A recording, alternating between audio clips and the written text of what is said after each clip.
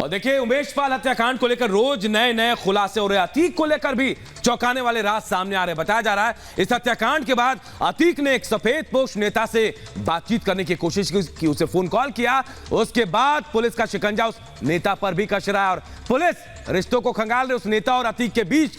और इसी बीच ये भी जानकारी मिल रही है कि ईडी भी अब एक्शन में आ गई है। ईडी ने अतीक के खिलाफ कार्रवाई का मन बना लिया है। 2 साल पहले ईडी ने केस दर्ज किया था, मनी लॉन्ड्रिंग का 8 करोड़ की संपत्ति जब्त की थी और अब ईडी के रडार पर अतीक आ गया है। रिपोर्ट आपको दिखाते हैं।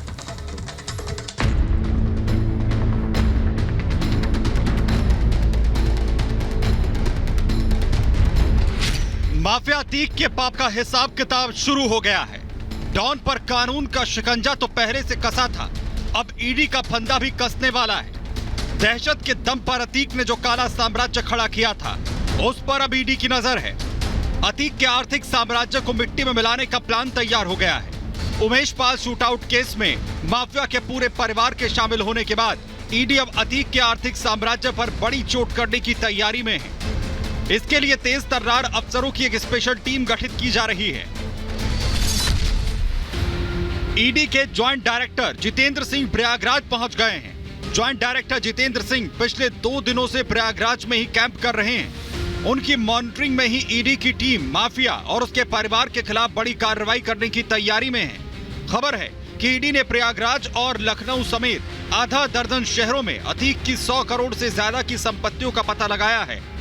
ईडी जल्द ही इन संपत्तियों को जब्त करने की कार्रवाई कर सकती है।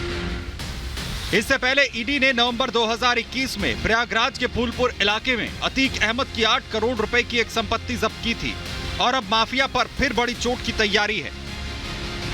एसटीएफ और यूपी पुलिस के बाद अब ईडी भी एक्टिव होती हुई नजर आ रही है। इस वक्त हम प्रवर्तन निदेशालय के दफ्तर पर मौजूद हैं, जहां पर ईडी के ज्वाइंट डायरेक्टर जो हैं वो पहुंचे हुए हैं और बताया जाता है कि अतीक अहमद और उसके करीबियों के खिलाफ अब ईडी की कार्रवाई तेज हो रही है।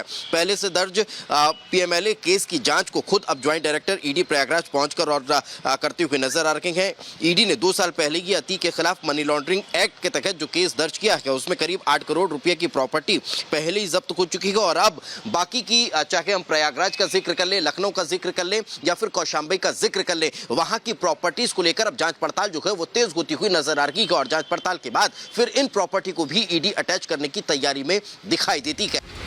इसके साथ ही अतीक के गुर्गों पर भी शिकंजा कसता जा रहा है। खबर है कि यूपी एसटीएफ को उमेश पाल हत्याकांड के आरोपी गुड्डू मुस्लिम का सुराग मिल गया है। बताया जा रहा है कि वारदात के बाद अतीक का बमबाज पश्चिमी यूपी के मेरठ में छिपा था, लेकिन एसटीएफ के हाथ उसकी गर्दन तक पहुंचते उससे पहले ही वो फरार हो गया। लेकिन अब पुलिस अतीक के गुर्गे को पनाह देने वालों से पूछताछ करने वाली है। इसके अलावा यूपी पुलिस उन कातिलों तक पहुंचने के लिए पूरी ताकत लगा रही है, जिन्होंने 24 फरवरी को उमेश पाल की दिन दहाड़े फायरिंग और बमबाजी कर हत्या कर दी थी। आरोपियों की तलाश में पुलिस की 22 टीमें लगातार दबिश दे रही हैं। एसटीएफ लगातार अतीक के गुर्गों और उसके मददगारों के संभावित ठिकानों पर छापेमारी कर रही हैं, लेकिन शूटर्स तेजी से लोकेशन चेंज कर रहे हैं। इसी वजह से वे गिरफ्त में नहीं आ रहे हैं। हर शूटर के लिए 3 डेडिकेटेड टीमें काम कर रही हैं। 3 टीमों को कॉल डिटेल्स और सर्विलांस के लिए लगाया गया है, जबकि 4 टीमें पूछताछ और तलाशी के दौरान मिलने वाली अहम जानकारियों की कड़ी से कड़ी जोड़ने में लगी हैं। हत्याकांड में शामिल शूटरों को तलाशने के लिए एसओजी, एसटीएफ और यूपी पुलिस की टीम ताबड़तोड़ कार्रवाई में जुटी हुई है। नेपाल से लेकर थाईलैंड और देश भर के 13 राज्यों में 500 से ज्यादा जगहों पर छापामार कार्रवाई की जा चुकी है, लेकिन अभी भी पुलिस गिरफ्त से ये तमाम शूटर्स फरार बताए जा रहे हैं। मगर इन्हें हिरासत में लेने के लिए, इन पर शिकंजा कसने के लिए टीमें ताबड़तोड़ कार्रवाई करती हुई नजर आ रही है। एक और उमेश पाल के हत्यारों की तलाश हो रही है, तो दूसरी तरफ एसटीएफ अतीक और उसके भाई अशरफ से पूछताछ की तैयारी में जुटी है। लेकिन माफिया और उसके भाई के जेल ट्रांसफर की खबरों से ही उसके परिवार की नींद उड़ गई है।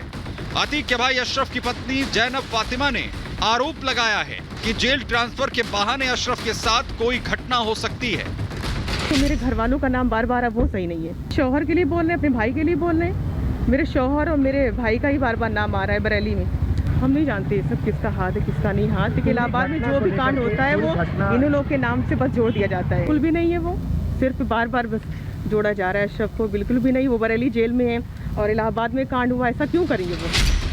कार्रवाई के डर से अतीक का पूरा कुनबा डरा है और इसी डर से अतीक ने साबरमती जेल से ही एक सफेद पोश को कॉल कर मदद की भीख मांगी थी। सूत्रों के हवाले से खबर है कि 2 गुर्गों के एनकाउंटर के बाद अतीक ने एक प्रभावशाली नेता से फोन कर मदद मांगी थी। ऐसे में अब एसटीएफ की टीमें उस नेता की तलाश कर रही हैं। साथ ही उस नेता से अतीक के रिश्तों की भी पड़ताल की जा रही है। एसटीएफ के निशाने पर हर वो शख्स है जिससे अतीक के संबंध थे। 300 नंबरों को सर्विलांस पर लगाया गया है। दावा है कि जल्द पुलिस के हाथ उन कातिलों की गर्दन तक होंगे जिन्होंने उमेश पाल की दिन दहाड़े हत्या की थी। Bureau report, Republic Bharat.